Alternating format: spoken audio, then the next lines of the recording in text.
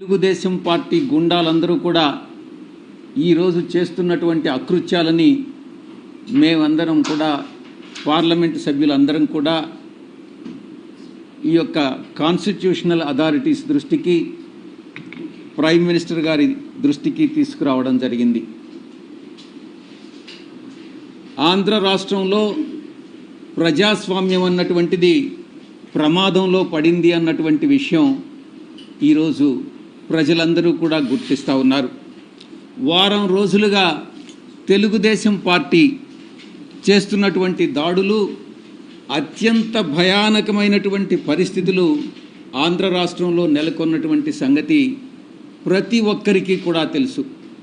కానీ దానికి పూర్తి భిన్నంగా వైఎస్ఆర్ కాంగ్రెస్ పార్టీ పైన, కార్యకర్తలపైన, నాయకులపైన చేస్తున్నటువంటి దాడుల్ని దాన్ని తిరిగి మేమేదో వాళ్లపైన దాడులు చేస్తున్నామన్నటువంటి విధంగా చిత్రీకరిస్తున్నటువంటి ఘనత ఒక్క చంద్రబాబు నాయుడికే దక్కుతుంది. ఈ రకంగా వక్రీకరించేటటువంటి బుద్ధి ఒక్క చంద్రబాబు నాయుడికి, ఆయన పార్టీ నాయకులకు మాత్రమే ఉందన్నటువంటి విషయం అందరూ కూడా గమనిస్తూ ఉన్నారు. ఈరోజు చంద్రబాబు నాయుడు గారి పరిపాలన ఒక ఆటవిక పరిపాలన అన్నటువంటి విషయంగా మనం అభివర్ణించవచ్చు.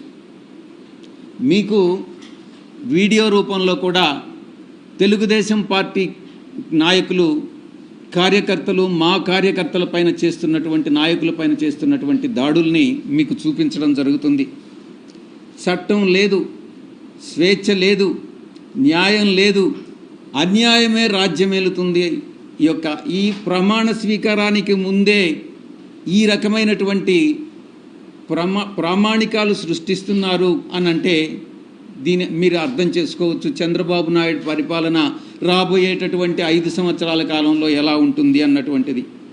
కనీసం ఫిర్యాదు చేస్తామన్నా కూడా దాడి చేయించుకొని, దాడి జరిగిన తరువాత గాయాలకి గురై ఆ తరువాత కూడా ఫిర్యాదు చేస్తామనంటే అధికారులు భయపడుతున్నటువంటి పరిస్థితి ఫిర్యాదు తీసుకునేదానికి.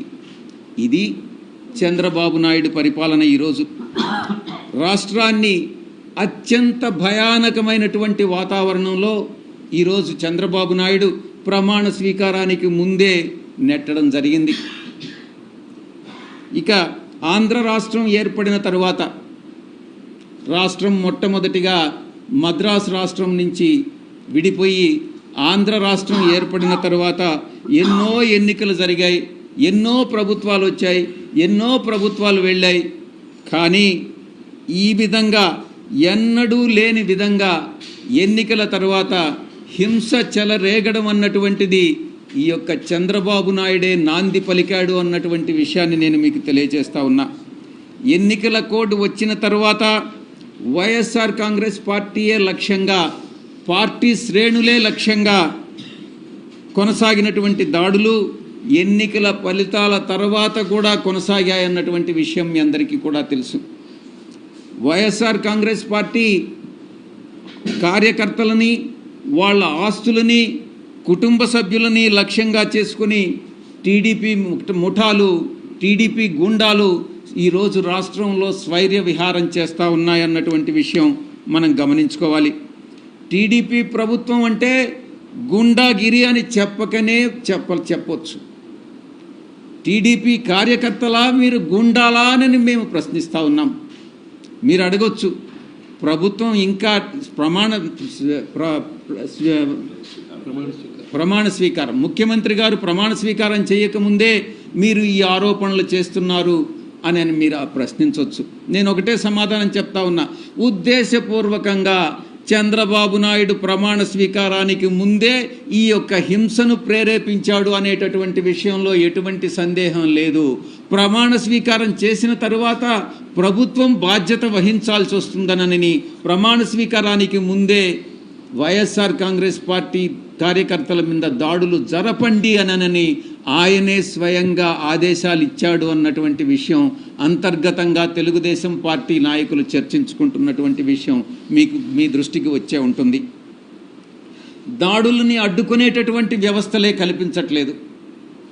న్యాయ వ్యవస్థను అప్రోచ్ అయ్యాం,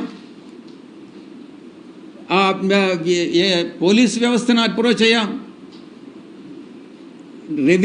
రెవెన్యూను అప్రోచ్ అయ్యాం. పోలీసు వ్యవస్థ నీరు గారిపోయింది, నిస్తేజంగా మారిపోయింది. వ్యవస్థ పని చేయకుండా మానేసింది. బాధితులు పడుతున్నటువంటి ఎవరైతే హింసకు గురయ్యారో, ఎవరైతే హింసకు లోనయ్యారో ఆ బాధితుల ఆక్రందనలు అన్నటువంటిది ఒక్కసారి చంద్రబాబు నాయుడు గాని ఆలకిస్తే, అదే ఆక్రందన తన కుటుంబ సభ్యులు చేస్తే ఎంత మనసు నొప్పిస్తుందో ఒక్కసారి చంద్రబాబు నాయుడు అర్థం చేసుకోవాలి అని నేను తెలియజేస్తా ఉన్నా. మన కుటుంబ సభ్యులు అదే రకమైనటువంటి బాధ అనుభవిస్తే మనం ఎలా ఫీల్ అవుతామో, అదే ఇతరులు అనుభవించినప్పుడు కూడా ఒక నాయకుడిగా, ఒక రాష్ట్ర ముఖ్యమంత్రిగా మీరు కూడా అదే ఆవేదనతో ఆ యొక్క బాధలు తీర్చాల్సినటువంటి బాధ్యత ముఖ్యమంత్రిగా ఆయన మీద ఉంది అన్నటువంటి విషయంలో ఎటువంటి సందేహం లేదు. ఎన్నికల కోడ్ వచ్చిన తర్వాత, ఎన్నికల ఫలితాలు వెలువడిన తర్వాత 2 సందర్భాల్లో కూడా చంద్రబాబు నాయుడు, ఆయన కుమారుడు లోకేష్ ఇద్దరు కూడా ఈ రక్త చరిత్ర నేను అభివర్ణిస్తా ఉన్నాను. ఇది రక్త చరిత్ర, ఈ యొక్క చీకటి అధ్యాయంగా చరిత్రలో మిగిలిపోతుంది. 2024లో మొట్టమొదటిసారి చంద్రబాబు నాయుడు, నేను అనుకుంటాను 1999లో అధికారంలోకి వచ్చాడు. అది బీజేపీ పార్టీ వల్లనే. ఆ తర్వాత 2014లో అధికారంలోకి వచ్చాడు, అది బీజేపీ సహకారం వల్లనే. ఇప్పుడు 2024లో మళ్ళీ అధికారంలోకి వచ్చాడు, అది కూడా బీజేపీ సహకారం వల్లనే. నేను చెప్తా ఉన్నాను, ఈ హింస ఇలాగే కొనసాగితే రాష్ట్రంలో బీజేపీ కూడా, రాష్ట్ర ప్రభుత్వంలో బీజేపీ భాగస్వామి కూడా ఉంది కాబట్టి బీజేపీకి కూడా ఈ బాధ్యత వహించాల్సి ఉంటుంది అన్నటువంటి విషయాన్ని నేను స్పష్టంగా చెప్తా ఉన్నాను. ఈ చంద్రబాబు నాయుడు ప్రారంభించినటువంటి ఇది ఒక సాంప్రదాయం, మంచి సాంప్రదాయమా, ఇది మంచి ప్రెసిడెంటా కాదా అన్నటువంటిది చంద్రబాబు నాయుడు విజ్ఞతకే వదిలేస్తూ ఉన్నాం. దీన్ని ఏ రోజు కూడా ఒక ప్రామాణికంగానో ఒక ప్రెసిడెంట్గానో మీరు నెలకొల్పవద్దు చంద్రబాబు నాయుడు అని నేను చెప్తా ఉన్నా. ఎందుకంటే భావి తరాలకి మీరు హింసను ప్రేరేపించడం అన్నటువంటిది మంచిది కాదు, ఇది నేర్పించవద్దు అని నేను మీ అందరికీ కూడా నేను విజ్ఞప్తి చేస్తా ఉన్నా. ఎవ్వరు కూడా హర్షించరు, సభ్య సమాజం హర్షించదు. ఈ విషయం చంద్రబాబు నాయుడు గుర్తుపెట్టుకోవాలి. అధికారం అంటే బాధ్యత కాదు, రౌడీజం అని, గుండాయిజం అని వాళ్ళు తెలుగుదేశం వాళ్ళు ఈరోజు చెప్పకనే చెప్తా ఉన్నారు. ఇదే మా పద్ధతి, ఇదే మా తరహా, ఇదే మా ప్రిన్సిపల్ అన్నటువంటి విషయాన్ని తెలుగుదేశం పార్టీ చాలా స్పష్టంగా చెప్తా ఉంది. నోరు ఎత్తేటటువంటి బడుగు బలహీన వర్గాలు, నిరుపేదలు, వాళ్ళందరూ మధ్యతరగతి వర్గాలపైన తెలుగుదేశం పార్టీ చూపిస్తున్నటువంటి దందాలు కానీ, ఆ యొక్క జులాయితనం కానీ ప్రదర్శించడం చూస్తే సభ్య సమాజం తలవంచుకునేటటువంటి పరిస్థితి ఈరోజు ఆంధ్ర రాష్ట్రంలో. యూనివర్సిటీలు వదలట్లేదు, యూనివర్సిటీలో వీసీలను నేరుగా వీసీల పైన దాడులు చేస్తూ ఉన్నారు, యూనివర్సిటీ రిజిస్ట్రార్స్ మీద దాడి చేస్తూ ఉన్నారు. ఇక వీసీల్లో ఎవరైతే బీసీలు ఉన్నారో వాళ్ళని తరిమి కొడతా ఉన్నారు. ఇది తెలుగుదేశం పార్టీ యొక్క పరిపాలనా విధానం. తమకు ఎవరైతే పడదో, తమకి ఎవరైతే వ్యతిరేకులో వాళ్ళని వెతికి పట్టుకొని దాడులు చేసి